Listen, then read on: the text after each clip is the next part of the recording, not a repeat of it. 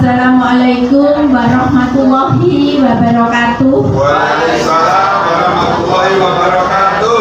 Bapak Koordinator Wilayah Pendidikan Kecamatan Plumpang yang saya hormati, Bapak Ibu Kepala Sekolah Gugus 4 yang saya hormati, Bapak Ibu Guru, semua rekan-rekan saya se-Gugus 4, mulai dari SD Sumur Jalak 1, SD Sumur Jalak 2, SD Kesamben 1, SD Kesamben 2, dan SD Trutup 1 yang berbahagia.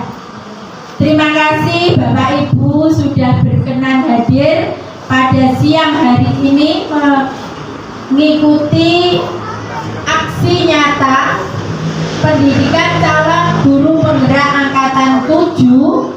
Pada kali ini saya akan menyampaikan modul yang telah saya pelajari, yaitu modul 1.4 tentang disiplin positif. Saya Sriyanti, MPD Guru SDN Sumur Jalak 2, calon guru penggerak angkatan 7 kelas 139 Kabupaten Tuban, dan fasilitator saya Bu Kun Maryati, pengajar praktek saya Bapak Fatoni Irsad, dan saya di sini akan menyampaikan materi tentang disiplin positif.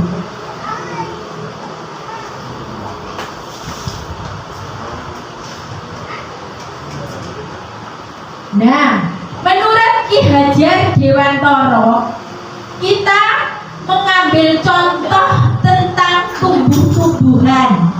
Kita sebagai guru itu ibarat petani atau pekebun. Tugas kita adalah menanam benih yang baik, ditanam di tanah yang baik, mendapat perawatan yang baik, akan tumbuh dengan baik. Tetapi benih yang baik ditanam di tanah yang kurang baik, kurang mendapatkan perawatan, juga akan tumbuh tidak baik. Begitupun benih yang kurang baik, ketika dirawat dengan baik, dia bisa tumbuh dengan baik. Nah, itu tugas kita sebagai guru adalah menyiangi, merawat anak-anak kita. Karena anak-anak kita saat ini Bapak Ibu bukan lagi kertas putih. Ya atau tidak? Ya. Nah, anak kita sudah banyak yang mengenal media sosial. Kita kadang lebih pandai dari mereka. Betul atau tidak? Betul. Oleh sebab itu, maka kita harus membimbing dan mengarahkan mereka, menuntun mereka menuju kebahagiaan dan kesuksesan dalam hidupnya, supaya mereka nanti bisa meraih juga kesuksesan seperti yang kita harapkan. Sanggup Bapak Ibu? Ya, terima kasih. Sama-sama. Ya. Sekarang kita perhatikan tanggung jawab kita sebagai guru. Apa tanggung jawab kita? Kita harus menciptakan lingkungan belajar yang positif. Lingkungan belajar yang positif itu bagaimana? Mereka belajar saling mendukung, saling bekerja sama, saling menciptakan kebiasaan-kebiasaan baik. Mereka juga mempunyai karakter-karakter yang bagaimana? Nah, itu tugas kita tadi, menumbuhkan, menuntun. Kita sebagai penuntun dari benih-benih kebaikan yang kita tanamkan kepada siswa kita.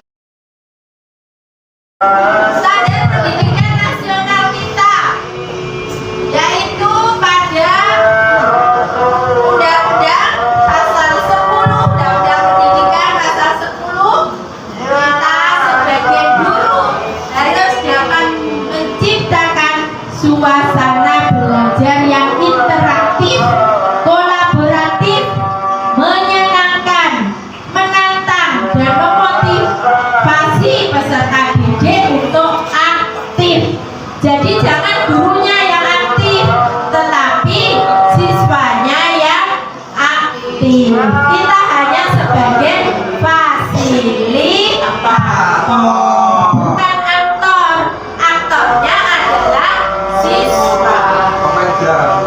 Aktornya siswa. Kita hanya sebagai inovator. Kita membuat inovasi yang akan dilakukan oleh peserta didik. Mas Niki sama rekan beliau memang ini semua.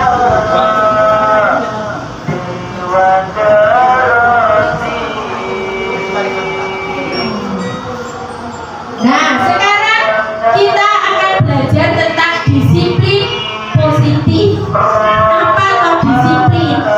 Disiplin itu apa? Bapak Ibu monggo sumbang saranya disiplin. Disiplin. Apa? Menurut pengalaman jenengan sebagai guru, disiplin itu apa? Konsisten, apalagi patuh, tepat waktu, taat. Nah, sesuai aturan itu disiplin. Tapi yang akan kita bahas tentang disiplin positif. Disiplin kelihatannya adalah sesuatu yang memaksa, membujuk, menggaji, mengintimidasi, marah-marah, menghukum.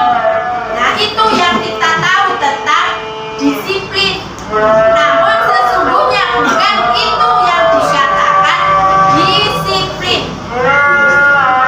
Harus disiplin, harus tepat waktu. Nah, tapi bukan itu yang dikatakan dengan disiplin. Nah, kita akan belajar tentang stimulus respon. Kalau tadi disiplin, disiplin itu apa? Disiplin, nah, mengarahkan. Kadang kita cenderung menghukum agar anak-anak menjadi disiplin. Biar disiplin, masuk kelas. Biar disiplin, tidak rame di kelas, dihukum. Kalau tidak dihukum, tidak bisa disiplin. Namun, disiplin itu akan hilang seiring tidak ada bapak dan ibu guru. Betul atau tidak? Nah, tuh, nanti kalau ada gurunya semua disiplin. Begitu gurunya keluar satu langkah dari ruang kelas, kembali lagi ke laptop. Nah, itu yang tidak kita inginkan. Kita ingin disiplin yang positif. Nah, menurut teori kontrol Stephen R. Covey tentang disiplin, bila kita ingin membuat kemajuan perlahan, sedikit-sedikit ubahlah sikap perilaku Anda. Namun, bila kita ingin memperbaiki cara-cara utama kita, maka mengubah kerangka acuan kita. Ubahlah bagaimana Anda melihat dunia, bagaimana Anda berpikir tentang manusia. Ubahlah paradigma Anda, skema pemahaman dan penjelasan tentang realitas. Jadi, apa yang kita inginkan itu kadang tidak sesuai dengan realitas. Menurut Stephen, nah, realitasnya kebutuhan semua manusia sama. Semua manusia butuh makan. Betul? Betul. Semua manusia butuh pendidikan. Betul?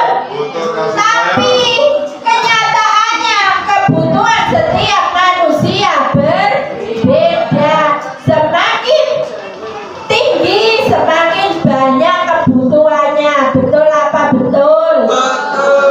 Kita rasakan waktu Bapak Ibu GTT. Begini saja sudah cukup. Naik sepeda, hotel ke sekolah cukup. Tapi ketika kita jadi PNS, tidak mau lagi. Ketika kita jadi dapat sertifikasi, beda lagi yang kita inginkan. Nah, itulah kenyataannya menurut Stephen Covey tadi. Kemudian semua orang melihat hal yang sama. Itu merah, saya lihat merah. Itu biru, saya lihat biru. Orang lain juga melihat biru. tapi belum tentu maknanya. Masing-masing memaknainya itu berbeda. Setiap orang mempunyai gambaran yang berbeda. Gambarnya bisa sama. Misalnya siswa jenengan paringi gambar harimau. Nah, gambarnya sama. Mungkin ketika ditanya mereka persepsinya berbeda. Itulah yang dikatakan stimulus dan respon tadi. Nah, stimulus dan respon. Realitasnya kebutuhan manusia itu sama, tetapi ternyata kebutuhannya berbeda. Semua orang melihat hal yang sama, namun kenyataannya semua orang melihat hal yang berbeda. Mungkin saya suka sayur asem, mungkin anak-anak suka diberi pelajaran menggambar, mayoritas suka, tapi ada anak yang tidak suka. Nah, jadi itulah yang dimaksud dengan pandangan yang berbeda. Kemudian kita akan mencoba semua orang kita ubah untuk ikuti kita. Misalnya saya sekarang ini guru penggerak, semua saya ajak menjadi guru penggerak. Siap atau tidak? Siap. Tapi kenyataannya apakah semua jadi guru penggerak? Tidak, harus melalui proses-proses. Ada yang gagal, harus mengulang. Tidak usah alergi. Berarti ada sesuatu yang salah pada diri kita. Oh iya, saya tahap 1 masuk, tahap 2 tidak masuk. Apa kesalahan saya? Harus dicari. Kemudian kalau kita mengarahkan orang lain seperti kita, tidak akan mampu kita. Karena setiap orang itu tadi berbeda pandangannya, berbeda pikirannya. Nah, kita berusaha saja memahami orang dan memahami tentang dunia. Oh iya, ada hitam, ada putih, ada baik, ada jelek, ada anak yang pandai, ada yang kurang cakap. Nah, itu harus kita tahu bagaimana kita menangani semua anak yang ada di sekolah sesuai dengan kebutuhannya. Makanya sekarang ada pembelajaran berdiferensiasi, membelajarkan siswa sesuai dengan kebutuhannya, bukan sesuai dengan keinginan kita. Kemudian jenengan kalau sudah lolos bagaimana ke taraf wawancara dan taraf latihan mengajar. Nah, saya siap mendampingi. Kan kita wajib usaha. Nah, kemudian yang sesudah itu kita ciptakan pilihan-pilihan yang baru tadi.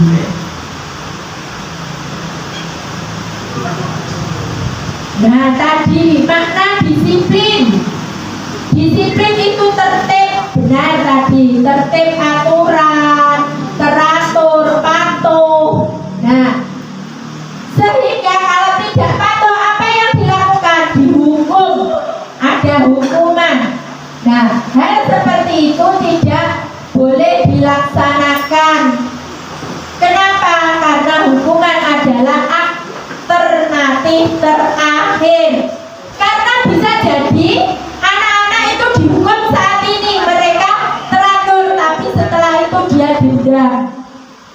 Ketika bertemu jenengan tidak mau menyapa, dia dendam. Dia berusaha meluapkan kemarahannya kepada teman-temannya. Dia ingin diakui oleh kelompoknya, bisa jadi seperti itu.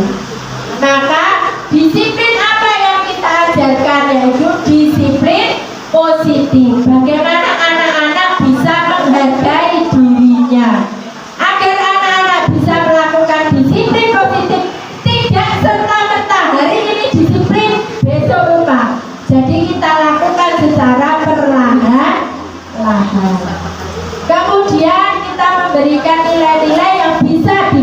dipercaya oleh mereka.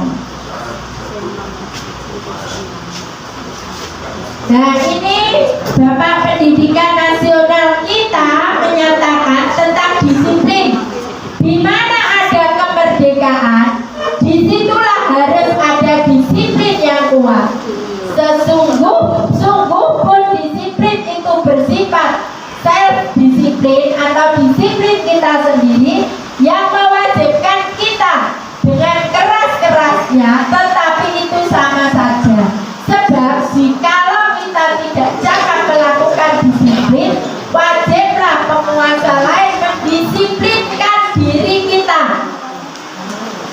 Dari peraturan demikian itu haruslah ada di dalam suasana yang merdeka.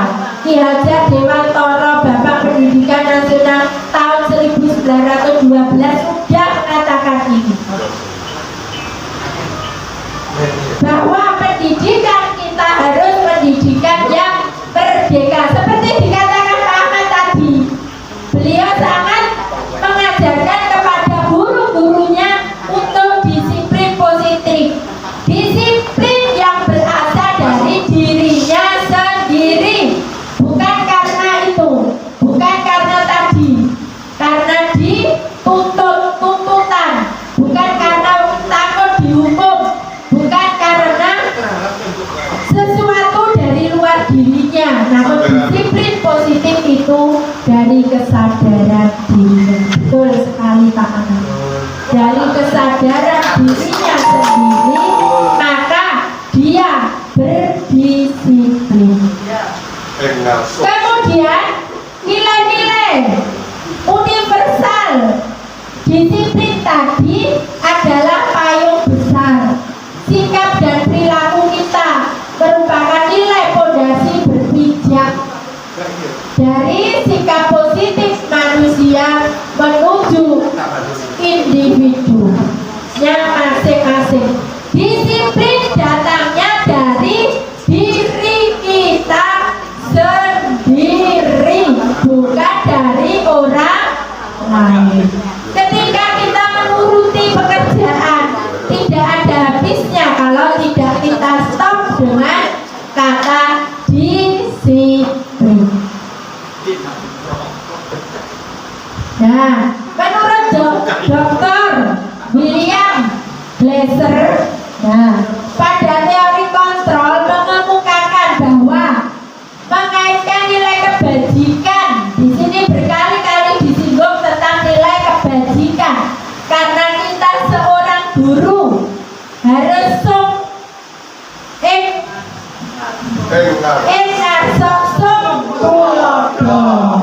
di depan kita memberi contoh, di tengah kita memberi semangat, Tutkuri Handayani di belakang kita memberi dorongan. Nah, oleh sebab itu maka kita harus punya motivasi dalam diri kita agar nilai kebajikan itu ada di hati kita masing-masing, sehingga kita bisa membawa anak-anak kita menjadi profil pelajar Pancasila.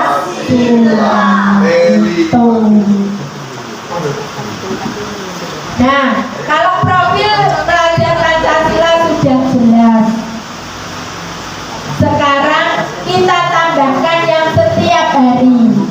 Ada 9 pilar karakter dalam Indonesia Heritage Foundation atau IHF. Yang pertama, cinta pada Tuhan dan segenap ciptaannya. Yang kedua, mandiri dan bertanggung jawab, jujur, amanah, diplomatis, hormat dan santun, dermawan, suka menolong, gotong royong, percaya diri, kreatif, dan pekerja keras. Menjadi pemimpin, ketika menjadi pemimpin harus pemimpin yang adil, kemudian baik, rendah hati, toleransi, penuh kedamaian dan kesatuan.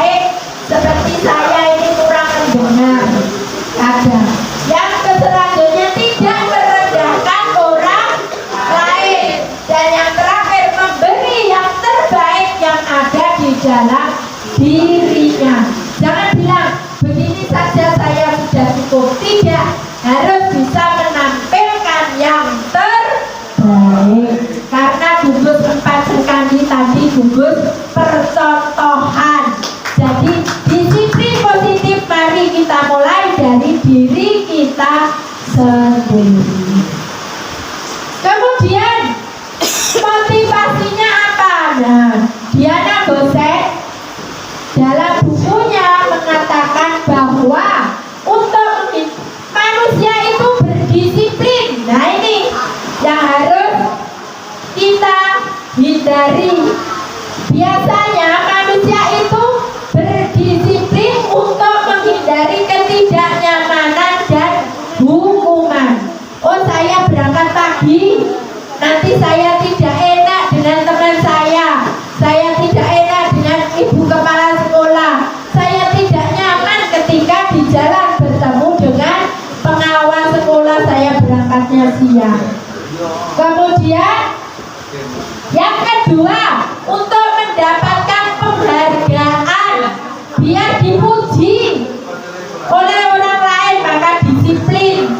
Kalau tidak ada yang memuji seenaknya. Yang ketiga, untuk menjadi orang yang mereka inginkan dan menghargai diri sendiri dengan nilai yang mereka percaya. Nah, ini yang jempol. Artinya yang ketiga itu disiplin datang dari hatinya, melakukan sesuatu karena dia menghargai dirinya. Saya berangkat pagi, saya masuk kelas tepat waktu, istirahat tepat waktu, pulang tepat waktu karena saya menghargai diri saya. Saya pendidik, saya nanti menciptakan generasi emas.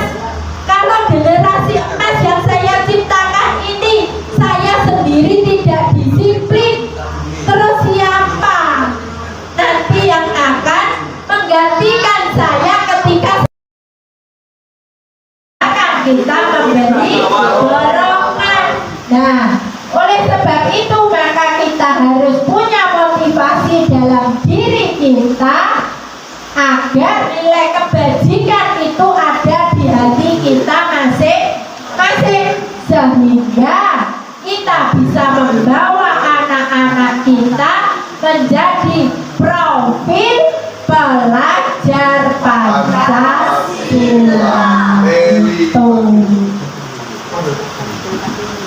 Nah, kalau profil pelajar Pancasila sudah jelas, sekarang kita tambahkan yang setiap hari.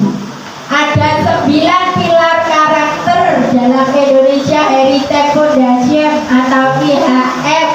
Yang pertama, cinta pada Tuhan dan segenap ciptaannya. Yang kedua, mandiri dan bertanggung jawab, jujur, amanah, diplomatis, hormat dan santun, dermawan, suka menolong, gotong royong, percaya diri, kreatif, dan pekerja keras. Menjadi pemimpin, ketika menjadi pemimpin harus pemimpin yang adil. Kemudian baik, rendah hati, toleransi, penuh kedamaian dan kesatuan. Sudahkah ini diterapkan di siswa-siswa panjenengan? Sudah. Alhamdulillah. Kemudian kita harus juga memberi petunjuk seumur hidup dengan keterampilan hidup yang karakternya kita bentuk, bahwa anak itu harus dapat dipercaya, harus lurus hatinya, harus jangan suka ngomong saja tapi harus jadi pendengar yang baik. Seperti saya ini kurang mendengar, ada yang selanjutnya tidak merendahkan orang lain, dan yang terakhir memberi yang terbaik yang ada di dalam dirinya. Jangan bilang begini saja saya sudah cukup, tidak, harus bisa menampilkan yang terbaik. Karena gugus 4 sekali tadi gugus percontohan. Jadi disiplin positif mari kita mulai dari diri kita sendiri. Kemudian motivasinya apa? Nah, Diana Gosek dalam bukunya mengatakan bahwa untuk manusia itu berdisiplin. Nah ini yang harus kita hindari. Biasanya manusia itu berdisiplin untuk menghindari ketidaknyamanan dan hukuman. Oh, saya berangkat pagi, nanti saya tidak enak dengan teman saya tidak enak dengan ibu kepala sekolah, saya tidak nyaman ketika di jalan bertemu dengan pengawal sekolah, saya berangkatnya siang.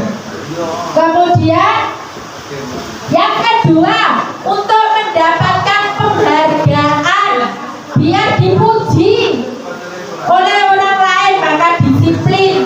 Kalau tidak ada yang memuji seenaknya. Yang ketiga, untuk menjadi orang yang mereka inginkan dan menghargai diri sendiri dengan nilai yang mereka percaya. Nah ini yang jempol. Artinya yang ketiga itu disiplin datang dari hatinya, melakukan sesuatu karena dia menghargai dirinya. Saya berangkat pagi, saya masuk kelas tepat waktu, istirahat tepat waktu, pulang tepat waktu karena saya menghargai diri saya. Saya pendidik, saya nanti menciptakan generasi emas. Kalau generasi emas yang saya ciptakan ini saya sendiri tidak disiplin, terus siapa nanti yang akan menggantikan saya ketika saya tua? Pikirkan jenengan menjadi tua, dan generasi yang sekarang jenengan ajar nanti itu yang menggantikan jenengan. Jadi kesadaran kedisiplinan akan tumbuh di hati jenengan. Saya sendiri, murid-murid saya sekarang sudah jadi teman saya. Ketika saya pensiun, murid saya yang menjadikan anak-anak saya, cucu-cucu saya sebagai generasi penerus yang akan datang. Oleh sebab itu kita tebarkan semangat untuk kebaikan itu datang dari dalam diri kita masing-masing. Nah, hukuman, konsekuensi, restitusi. Apa itu? Pernah dengar kata restitusi? Belum. Kalau hukuman sudah? Sudah. Kalau konsekuensi? Nah, hukuman sesuatu yang menyakitkan, ya atau tidak? Nah, kalau konsekuensi sesuatu yang harus terjadi ketika kita melakukan suatu hal. Kemudian yang ketiga, restitusi, pilihan. Kita sudah salah, tapi kita boleh kan memilih. Nah, seperti itu. Itulah restitusi. Restitusi itu pilihan. Hidup adalah pilihan. Ya, hidup adalah pilihan. Kemudian kalau hukuman itu menyebabkan tidak nyaman, dan murid akan mendendam jenengan pada waktu yang lama. Sudah tua itu loh, masih ingat guru saya itu loh, dulu suka jewer telinga saya. Saiki sudah tua, ora tak sopo. Mau seperti itu. Zaman kolonial. Nah, kemudian kalau konsekuensi masih membuat kita tidak nyaman, tapi waktunya pendek. Nanti saya ajarkan bagaimana menciptakan konsekuensi melalui keyakinan kelas. Kita ajak mereka berbicara dulu. Kemudian yang paling bagus adalah restitusi. Mengutamakan murid dalam jangka waktu yang menguatkan murid dalam jangka waktu yang panjang. Jadi mereka ingat terus. Kemudian kalau kita menghukum, maka murid kita tersakiti, hatinya tersakiti, badan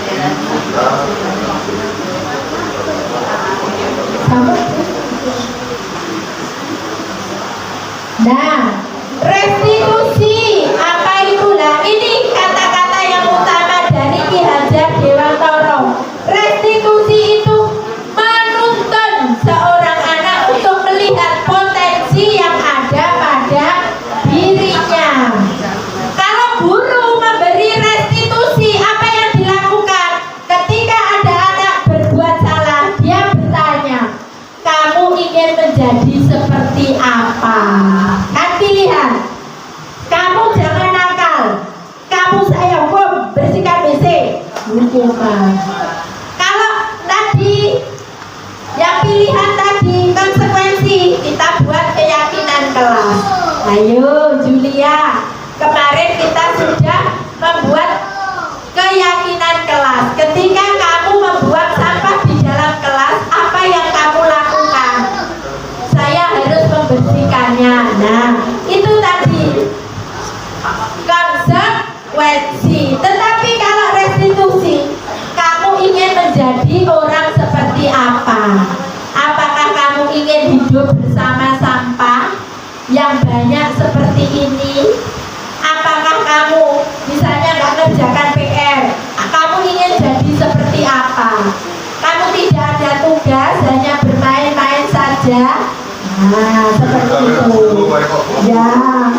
Kemudian kamu akan terlihat, terdengar, dan terasa seperti apa kalau kamu sudah menjadi orang seperti itu. Nah, berarti kan anak mengungkapkan permasalahannya. Ketika anak terlambat, kalau setiap hari kamu terlambat, apa yang terjadi, apa yang akan terjadi pada dirimu? Nah, dia akan bicara, saya ketinggalan pelajaran, saya mengganggu teman, dan bisa begitu. Terus kemudian lagi, kalau kita memberi restitusi, kita menanyakan apa yang kamu percaya tentang bagaimana memperlakukan orang lain ketika ada yang dipukul misalnya. Kalau kamu dipukul, apa rasanya, bagaimana rasanya? Nah, seperti itu, diberikan pilihan. Bagaimana jika kamu berbuat salah? Kita tanyakan seperti itu. Kalau tidak, apa yang kamu percaya? Menanyakan keyakinan pada diri siswa.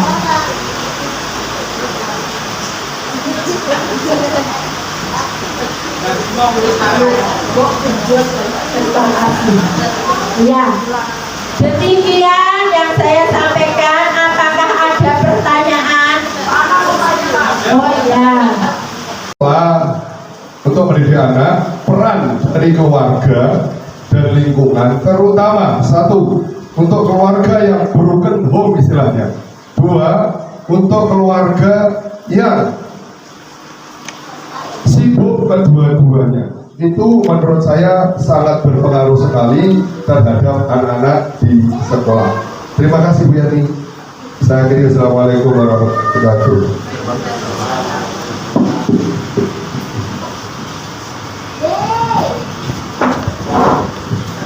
Tepuk tangan untuk Pak Anam. Pertanyaan yang sangat bagus sekali.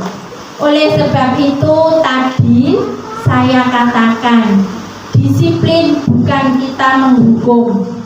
Disiplin itu kita memberikan pilihan. Dan disiplin tidak bisa dilaksanakan serta-merta. Langsung hari ini diberitahu, hari ini harus disiplin. Harus perlahan-lahan. Karena apa? Kita ambil hatinya, kita ambil kebutuhannya, kita ambil kesadaran pribadi dari anak itu. Kalau mereka sudah sadar tanpa ada hukuman, kita lihat anak-anak kita yang manis-manis akan setiap pagi tanpa kita memberitahu, masuk jam 7, anak-anak itu kadang jam 6 sudah datang di sekolah, setengah 7 sudah datang di sekolah.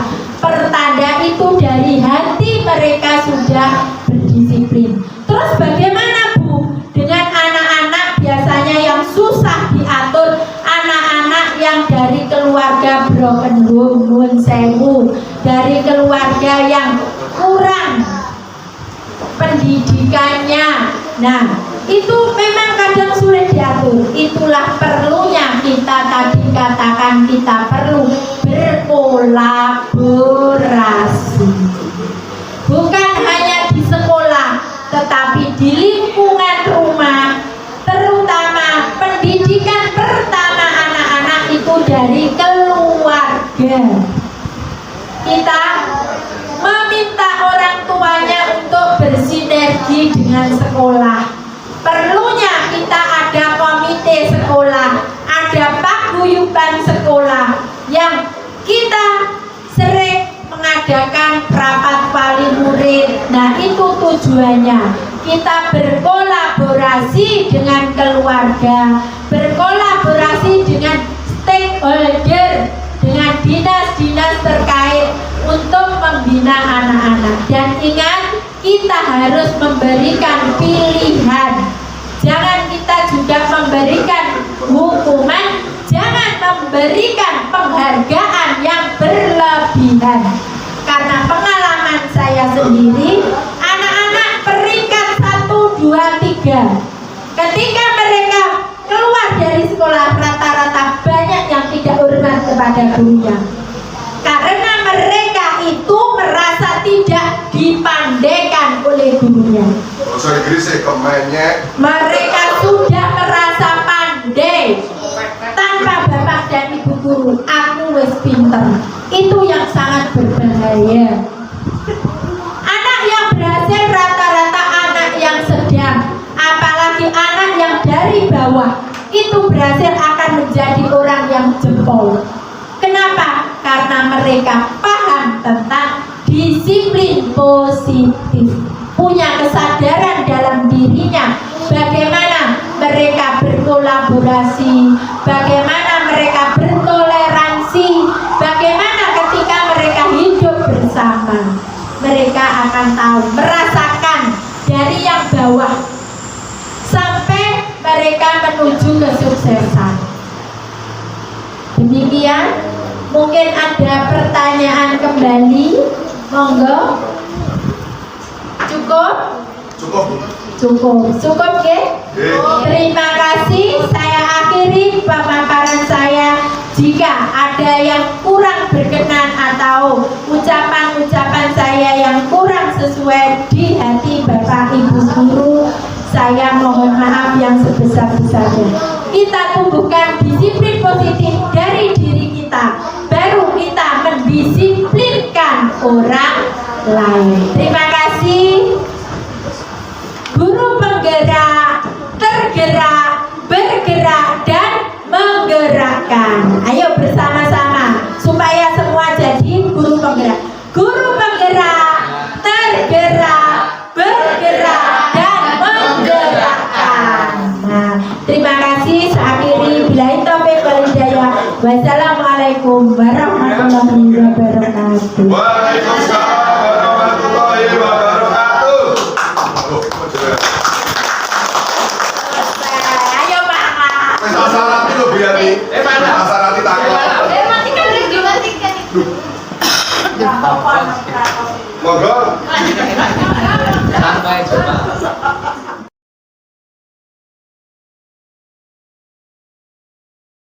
Akan menuliskan tentang keyakinan kelas.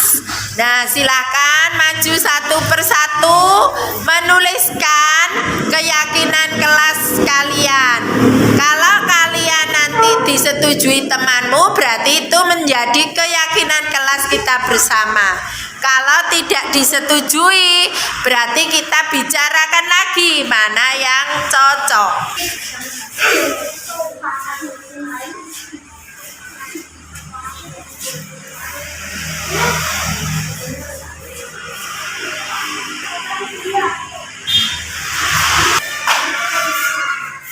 Nah, mengerjakan piket kelas sedang.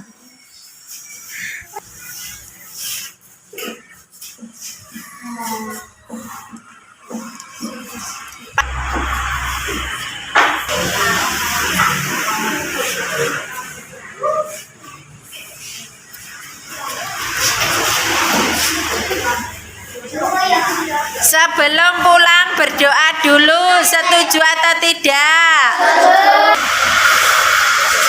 Kalau sedang musyawarah harus berbicara yang baik dan sopan. Setuju atau tidak?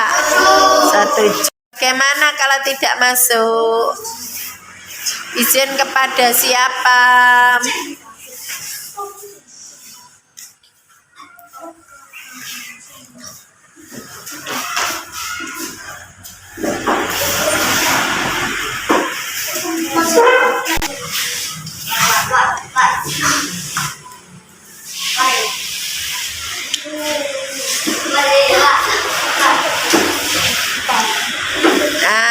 Kalau jajan membuang sampah di tempat sampah, setuju atau tidak? Setuju. Tugas dikerjakan tepat waktu, setuju atau tidak? Setuju. Kalau berpakaian ke sekolah memakai seragam sesuai harinya, setuju atau tidak?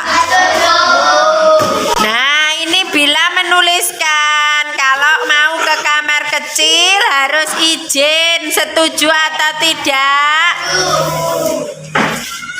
Nah, kalau pulang dari sekolah naik sepeda atau jalan kaki harus berhati-hati, setuju atau tidak?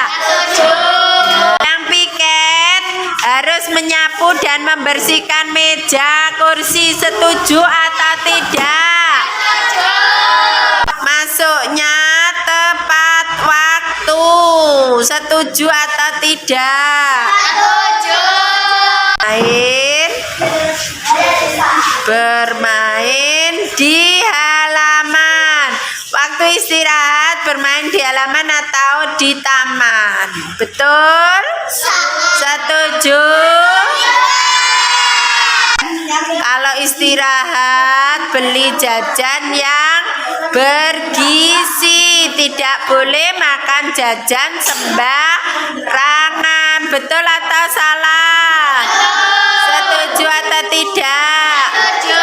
Terima kasih anak-anak sudah membuat keyakinan kelas. Nanti keyakinan kelas ini akan diketik kembali oleh Bu Guru dan dipasang di kelas kita supaya anak-anak tahu dan bisa melaksanakan keyakinan kelas ini dengan baik. Dengan keyakinan kelas yang dibuat oleh Bu Sriyatni, anak-anak kelas 3 menjadi tertib, disiplin. Meskipun tidak ada gurunya, mereka tetap belajar dengan baik. Saya senang dengan keyakinan kelas yang dibuat Bu Guru. Teman-teman tertib walaupun tidak ada Bu Guru. Sudah tahu kalau terlambat? Nah, kalau terlambat bagaimana? Berdiri. Ya, wes silakan. Jangan ditiru ya.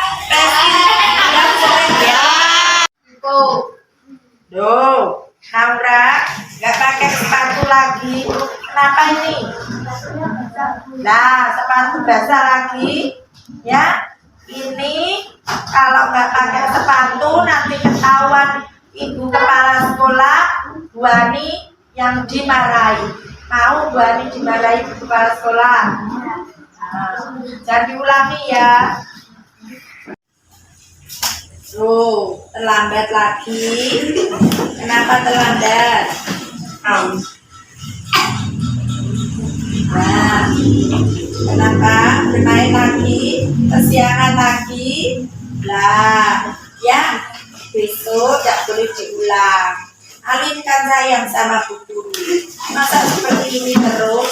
Ya, besok sekarang boleh masuk, besok tidak boleh diulang lagi. Oke?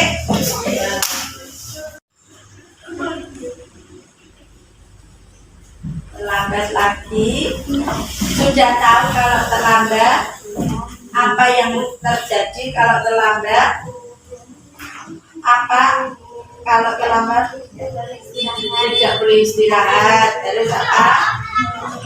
Ya, mengerjakan tugas yang tertinggal. Sangat diulang ya. Sudah tahu aturan di sekolah? Nah, terima kasih. Kenapa terlambat, Reza? Kesiangan. Tadi malam tidurnya malam. Karena apa? Bermain game. Nah, kalau bermain game sebaiknya bagaimana? Mengurangi bermain, jangan tidur terlalu malam ya. Ya. Kalau bangun pagi biasanya siapa yang membangunkan? Ibu, terus siapa lagi selain ibu? Kakak. Kalau dibangunkan, kalau pagi pesan sama ibu atau kakak, kalau Reza belum bangun dibangunkan, ya, supaya tidak terlambat waktu ke sekolah. Siap? Ya. Nah.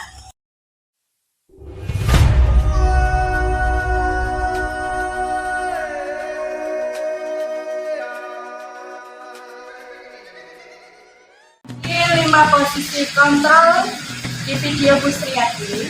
Menurut saya yang paling penting adalah restitusi, karena memberi pilihan pada anak untuk memperbaiki kesalahannya sesuai keyakinan kelas yang